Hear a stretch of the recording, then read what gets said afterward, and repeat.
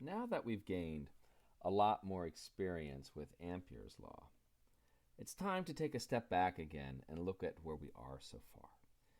And take a look at the equations that we've been working with, because literally we have come to the point now where we are about to complete the famous set of equations that describes our full knowledge of electromagnetic theory. And that these are Maxwell's equations. And these equations really do represent our present current understanding of reality.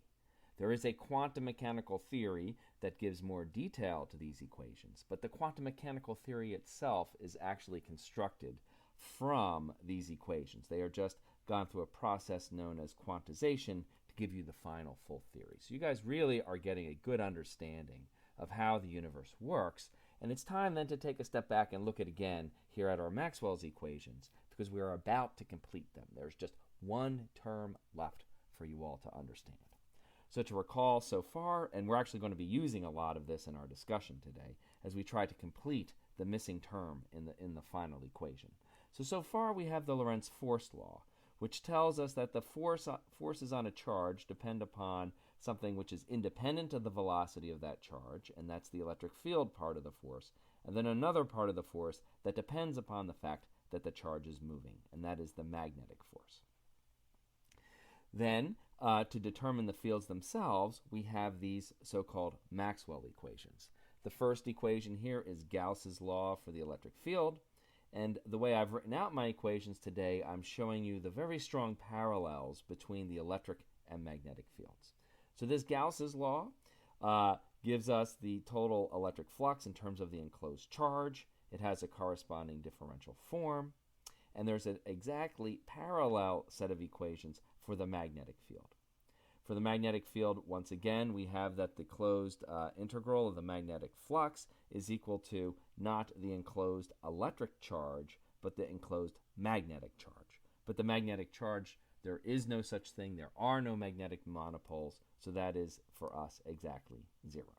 So flux of electric field is electric charge. Flux of a magnetic field is 0, because it also could be thought of as the magnetic charge. And there's a corresponding differential form involving the divergence of the magnetic field. Now these two Maxwell's equations, these are the so-called Gauss's law. So far as we know, these are perfectly exact.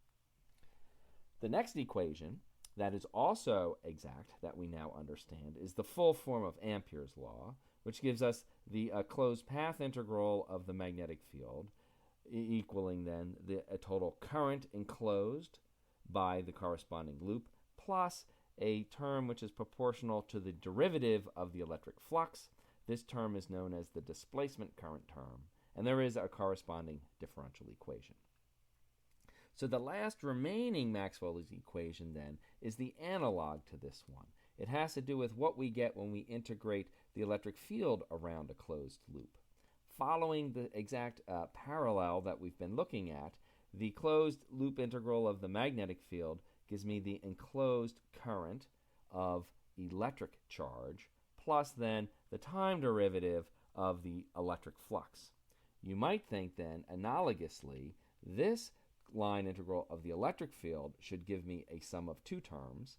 The first term would be the flow not of electric charges, but would be the flow of magnetic charges. But once again, there are no magnetic charges, because there are no magnetic monopoles, and so it is quite natural then that we are getting 0 for this first term. But this really begs the question then, or brings up the question, I should say. It brings up the question of whether or not there should be a second term here, something having to do with a time derivative not of electric flux, but of magnetic flux.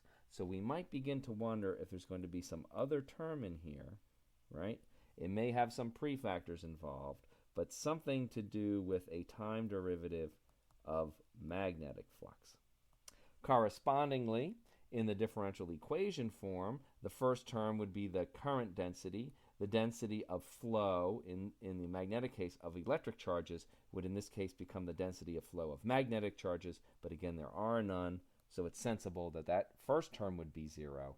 But once again, we have to wonder, I'll put question marks here, we're kind of conjecturing.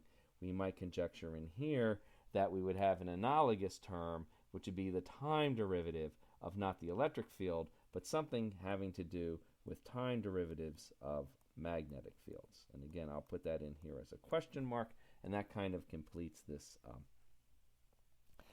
differential form of this last of the Maxwell's equations.